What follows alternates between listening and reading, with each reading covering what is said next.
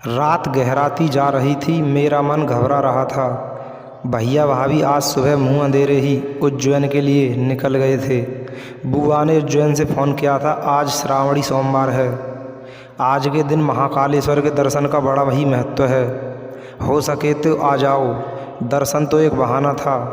बुआ जी की नज़र में मेरे लिए कोई लड़का था। उसी सिलसिले से मैं भैया ने अचानक जाने का प्रोग्राम बना लिया था। बोलकर तो यही गए थे कि शाम तक ज़रूर आ जाएंगे, पर अभी तक आए नहीं। आसमान में सावन की कजरारी घटाएं उमड़ घुमड़ रही थीं।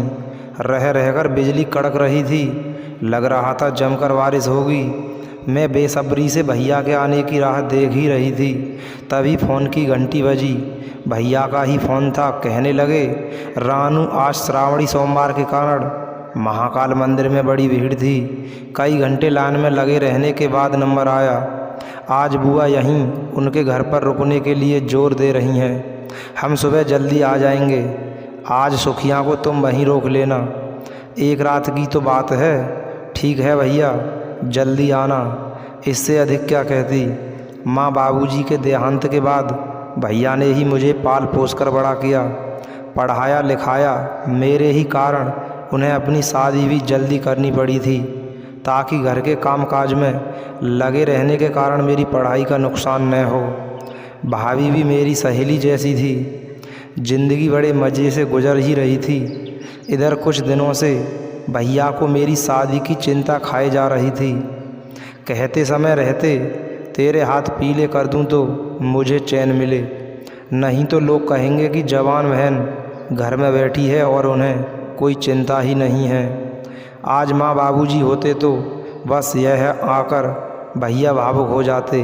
मैं लाख कहती, भैया मैं यह घर छोड़कर कहीं नहीं जाऊंगी, पर मेरी सुनता ही कौन। झट कह देते, रहने दे। सभी लड़कियां शुरू में ऐसा ही कहती हैं और फिर शादी करके खुशी खुशी ससुराल के लिए विदा हो जाती हैं।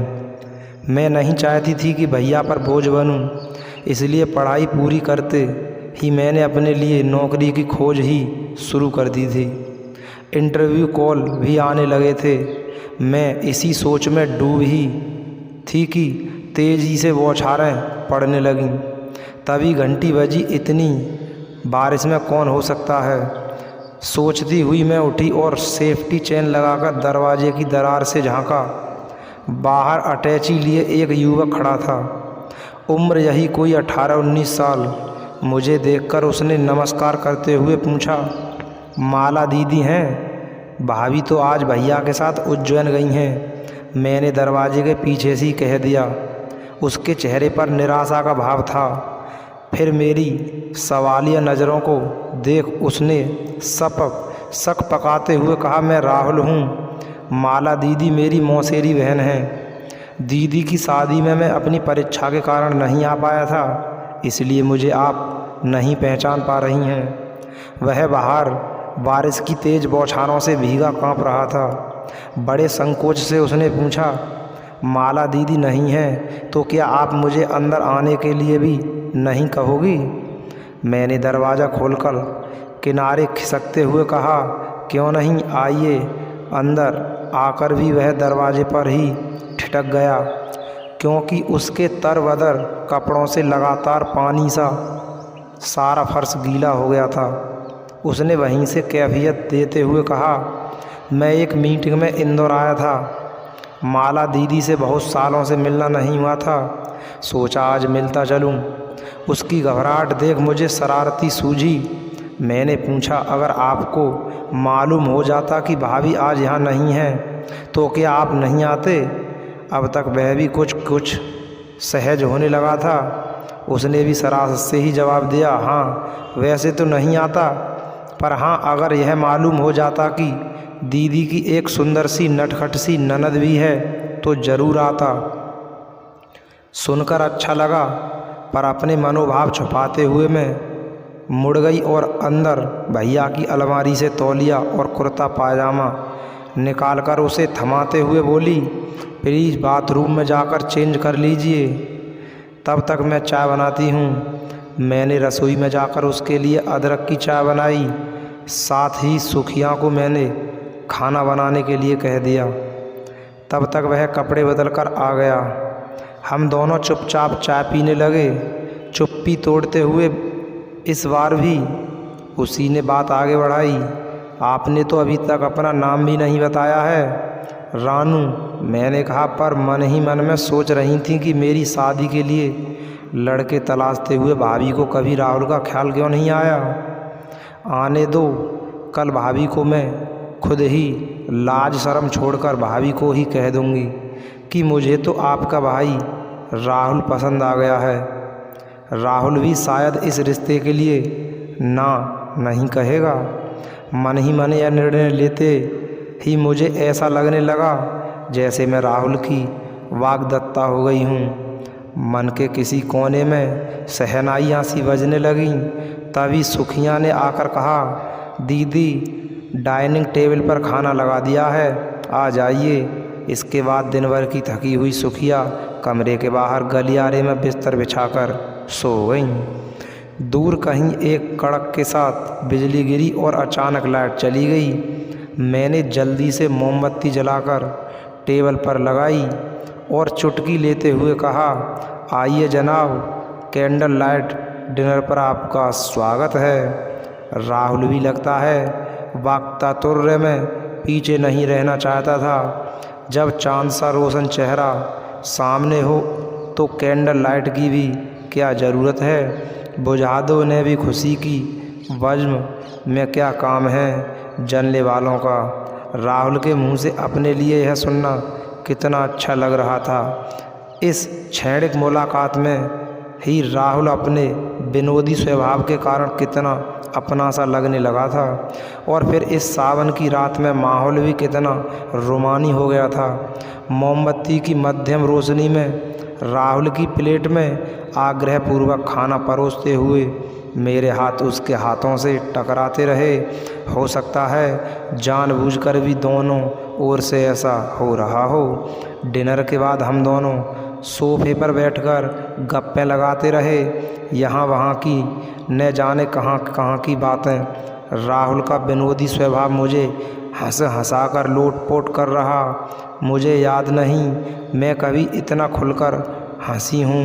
बातों में मशगूल न जाने कब राहुल की बाहें सोफे के पीछे से मोहे होले मेरे कंधों को स्पर्श करने लगीं।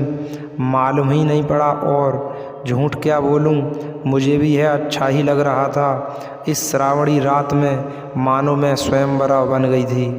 बस कल भैया भाभी के आते ही इस संबंध पर रिश्ते की मोहर लगवाने में मैं देर नहीं करूंगी। राहुल की आंखों में जोश नशा उतर रहा था। उससे लग रहा था कि मैं भी उसकी पसंद पर खरी उतरी हूँ। इधर मेरी ओर से कोई प्रतिकार न होता देख राहुल और करीब आता जा रहा था। पर तभी एक झटके से मानो नींद से जागी। मेरे संस्कारों में शादी से पहले इस तरह के संबंध बनाना गवारा नहीं था।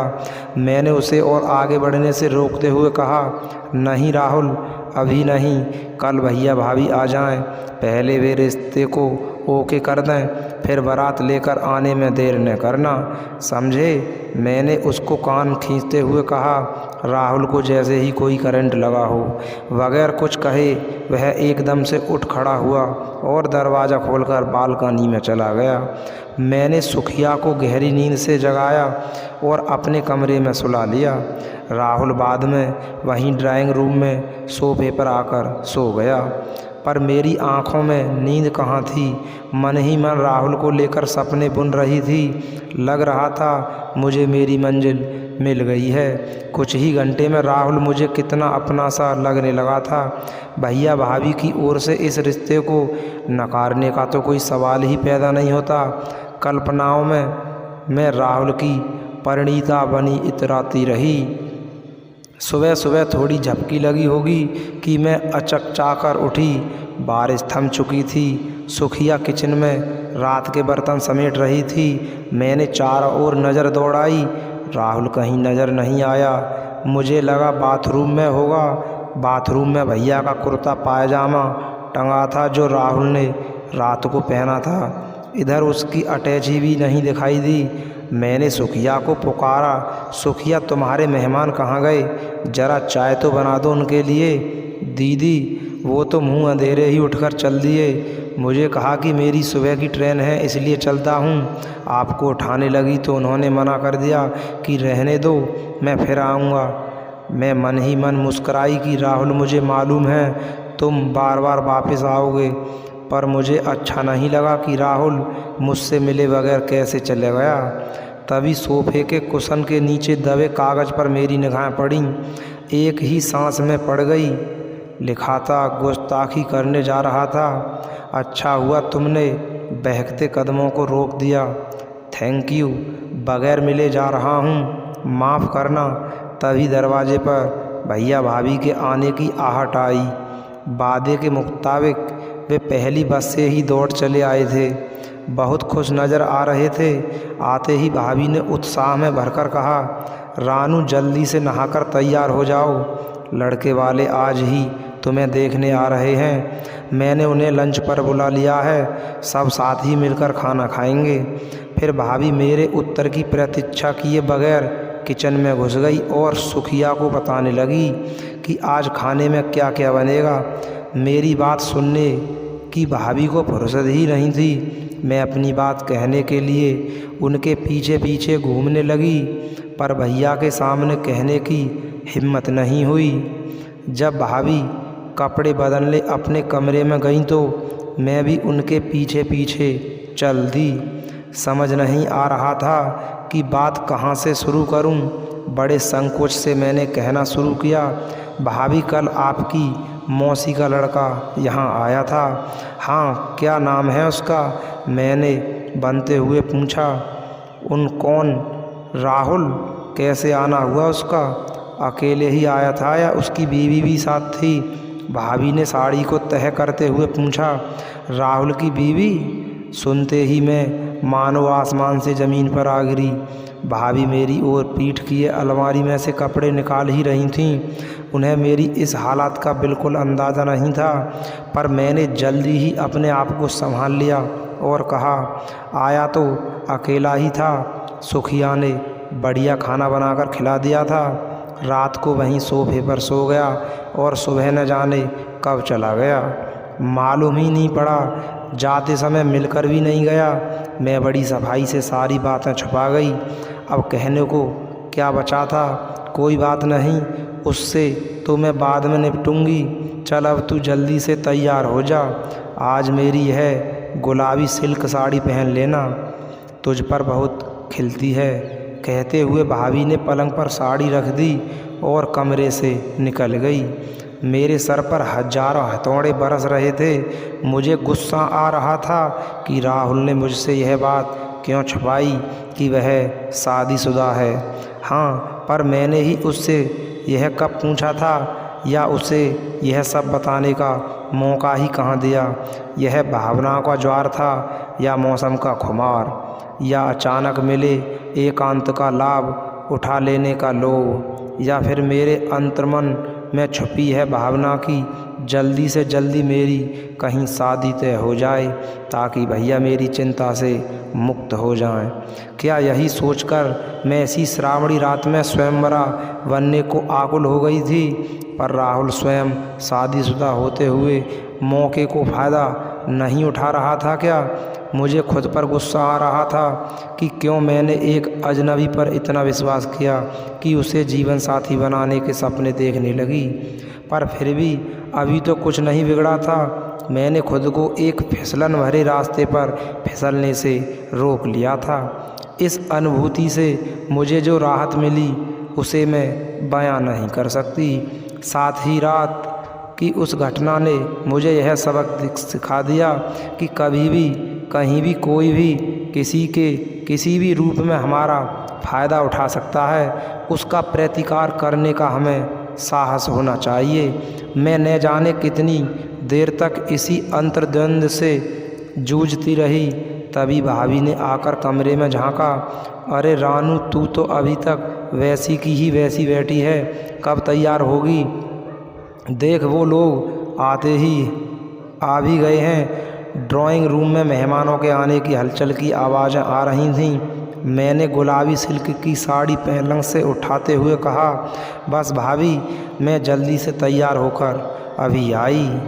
दोस्तों, इस पूरी कहानी को सुनाना किसी को परेशान करना नहीं है, बल्कि आपको जागरूक करना है, आपको जताना है और आपको बताना है कि आप अपने बच्चों से बीच बीच में बात करते रहें। वो कहाँ जाते हैं, किससे मिलते हैं, क्या खाते पीते हैं। दोस्तों, मिलते हैं किसी एक और दिलचस्प कहानी में। तब तक आप अपने परिवार के साथ सतर्क रहें, सुरक्षित रहें। जय हिंद, जय भारत।